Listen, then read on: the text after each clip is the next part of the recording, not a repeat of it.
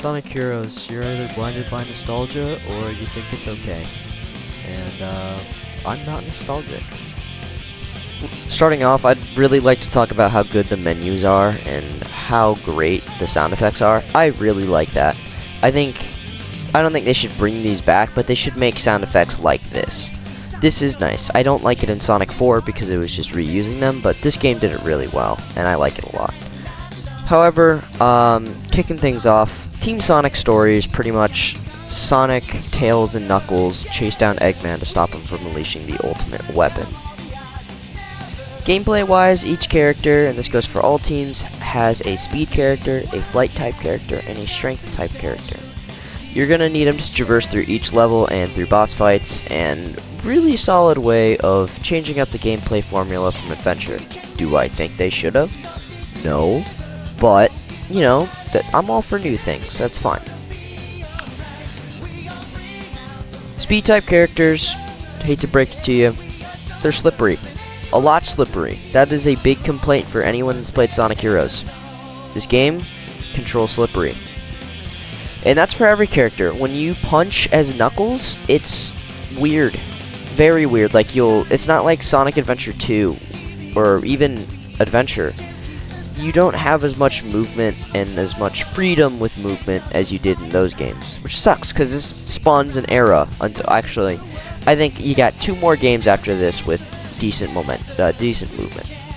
Sonic 06 is sadly the last game to control the most similar like Adventure to me because you're able to move in 360 degrees. But more so like Adventure 2. Adventure 2 is more linear and it's harder to move in 360 degrees. I'm talking specifically about Sonic because that's who I'm talking about now. That's the only speed type characters are the ones that really suck to control. They're not bad, they're not unplayable, but it's not as good as it used to be. However, this soundtrack for this game has a killer OST. Probably my favorites in the series. Even if it doesn't have vocals, it is amazing. And, you know, the final boss was Crush 40 yet again, so they killed that in a good way. And, of course, I think the footage I'm showing right now, I think my favorite level in this entire game has got to be Frog Forest, Act 1. Act 1 was really solid and had a really, really good opening to me. Seaside Hill is just kind of Green Hill, but not. It's on a beach again, so you get another beach level for your opening. And overall, pretty fun game. Pretty fun level design. I loved Frog Forest. Frog Forest was really fun. I didn't like Hang Castle. Hang Castle to me was just annoying and boring. At least that was just to me. I didn't really like Hang Castle.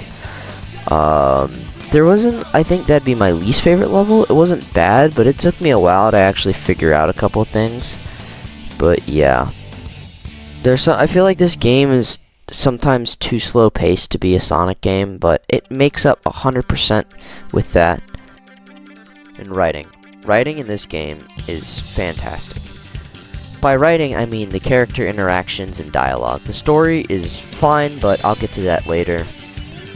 But man, anytime Sonic, Tails, and Knuckles talk to each other, talk to Eggman, or talk to the other teams, it seems really accurate on how it would be. Like in Adventure 2, how all the characters, the writing was great. So now, each character has their own special move. Now, it's not just punching and flying and homing attacking. Sonic has a thing called Speed type characters have a thing that is like Sonic Wind, where you kind of tornado around a desired object, enemy, or whatever. Tails can fly, and that's kind of it, but he also shoots you out like projectiles. He shoots Sonic and Knuckles out like projectiles towards enemies up in the sky. Pretty cool. And then Knuckles kind of does the same thing. He has the good old punchies from the Adventure series, and he also has he has the ability to still glide, but it's a triangle dive, which is kind of weird. And then the ability to be able to like he also projectiles out, but he throws them towards the ground instead of straight out in front of him like Tails up in the sky. So he kind of uses Sonic and Tails like boxing gloves. And yeah, pretty cool idea. Fun fact, Sonic Heroes did win a world record for the most playable characters in a platformer. I'm pretty sure for its time. I don't know if that's still accurate, but yeah, that's pretty crazy. Because there's 12 characters in this game. And the only problem is, my main problem with this game is they control so alike that once you beat one story, you kind of got the whole story. You got everything. That's why once you beat Sonic's story, the only stories that are kind of worthwhile are probably Team Dark, but their level design is so similar. Like, once you beat Seaside Hill once, when you play it the fourth time, you already know how the level layout is. At least to me. But that's kind of it for Team Sonic, and I'm going to move on next to Team Dark. Probably of all the stories, Team Dark is probably the best written. Every character kind of has their own thing. Rouge wants to steal emeralds and jewels still, and Shadow doesn't know who he is. That is still the question to this day, because there are clones of Shadow that are announced in this game, and no one really knows if this is the original Shadow or if it's not, but we all assume that it's the real Shadow because he's kept apart from the rest of the Shadows. We're also introduced to a new character called Omega. He's kind of like Gamma, but stronger and a little more destructive. But he's the strength type, Rouge is the flying type, and want to guess what Shadow is? He's the speed type. But pretty much, they all team up to get what they want. Shadow wants to talk to Eggman to find out what's his problem. Why can't he remember who he is? Omega wants to find out stuff from Eggman too, if not kill him. And Rouge wants his money and treasure. Kicking things off, the flight types and speed types control exactly like pretty much everyone else. I think the only difference is SBO has like a ninja star move, I'm pretty sure, and maybe Amy uses her hammer. But no, besides that, they all control the same. Big differences I forgot to mention. Strength types.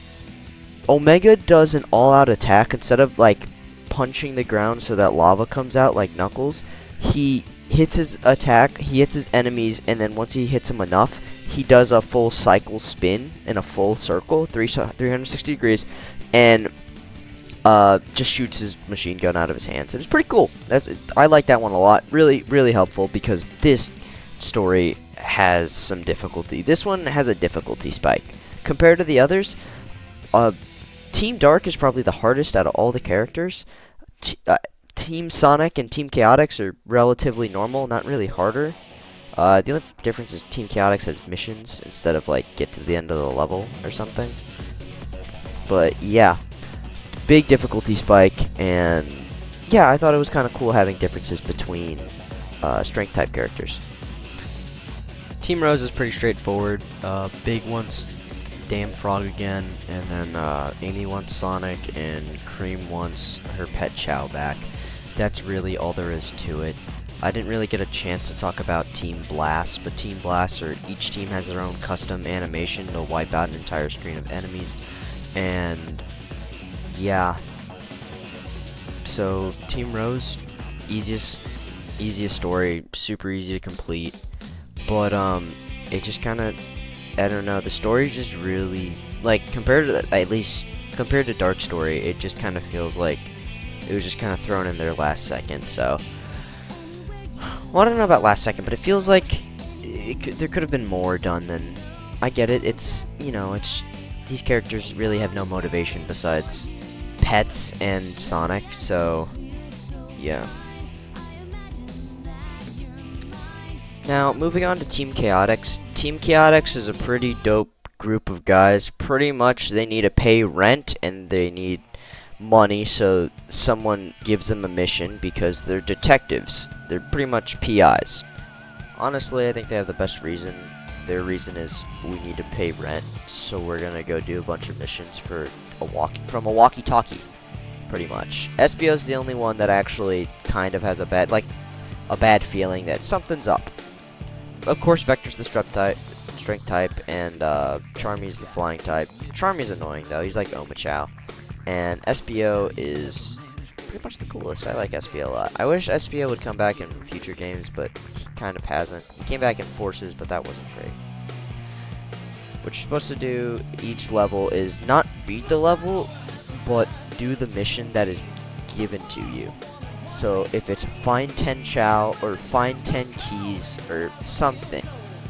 So these guys actually aren't new characters. They're just finally back. This game was tried to make us think that these guys were new characters, but in actuality, these characters are from a game called Knuckles Chaotix from the Sega 32X.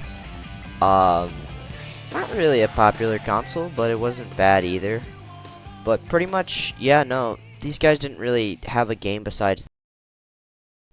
Starting off with what I didn't like, the special stages. Special stages hurt. They hurt my soul. They're very unforgiving. You get to them by collecting a key in the second act of whatever zone you're in, like let's say Frog Forest. Problem with keys is if you get hit one time, you lose that key forever. And you either scour the level for the rest of the time you're in it, looking for a key, and then beat the level with a key, or you just restart the level. Because sometimes you might be at the end of the level with a key, like in, I think it was Ocean Palace. There's a key right before the ending, before the final chase where the boulders chase you or whatever. If you get hit by those boulders, you have to go back to the checkpoint, go back and get the key and try it again. It's pretty annoying. Now to the special stages themselves though, this is where things get tricky. I don't like this. They definitely, in Sonic Generation 3DS, they definitely fixed this. You see, remember what I said about slippery controls? This is where I didn't like it. Sometimes Sonic will just get caught on himself and stop moving forward. I don't know if that's a glitch or if that's just how the controls are, but if you move left and right too much, he'll just like slow way down, and the boosting won't boost as fast. It also takes a lot to try and get back up to speed with when you crash into little mines, like orb mines? I don't know, like little bombs that are on your way. It's like the half pipe from Sonic 2. Like that, but it's a full pipe, and you have to make sure you get in front of it, like it's a race. And if you play as Knuckles or Tails, they slow you down. If you switch characters, that slows you down. So if you only stay as your speed type character, then you'll be golden. You just gotta make sure to get orbs to give you boost. This is technically the first time the boost is seen in the series, and it's painful. It is. I don't like it. I don't like how you have to spam to boost. So if you're gonna go for special stages, I 100% recommend you play as Amy Team Rose because they have the easiest level design and you have a way less likelihood of getting hit. But enough about special stages. As awful as getting to them, and they're not awful special stages. Like at first they seem fun, but then as they progress, of course, they're gonna get harder. But with slippery controls, it doesn't help. So yeah, that's just how it is. But enough about that. The game's very repetitive. Once you beat it as Team Sonic, you have to beat it 3 more times. I think when I was live streaming, I repeatedly said, "Great, I gotta beat this another time," right? Not like with 06 Adventure and Adventure 2. With once you beat Team Sonic or Hero or whatever, you don't have to beat it again. That's it. Because then you just go on Team Dark, which they have their own completely separate levels, and that's it. Yes, they might have different missions, right? They might have different missions and level design, but it's still big chunks of the level that you've already gone through. It's different, but not different enough.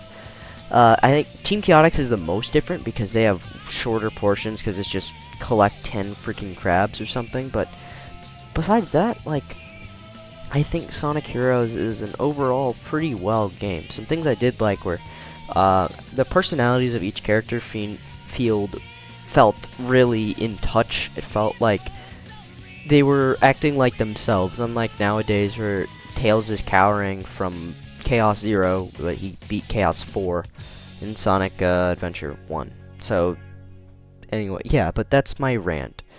Pretty much I give the game a full 7.5 to 7 out of 10. I don't think it's peak, as some people say, even though the soundtrack is amazing. I loved the soundtrack. Every song, almost every song, is really good. I really liked Frog Forest. I liked Metropolis? Metro? Whatever. That one. I like that one too. Seaside Hill is great. All these levels are great. But I just don't like. I really don't like how repetitive the game can get. Final boss is great too, but yeah. But yeah, 7.5 out of 10. That's the final verdict. Thank you all so much for watching my rant. And if you want more, or a game you want me to review, just let me know. Thank you.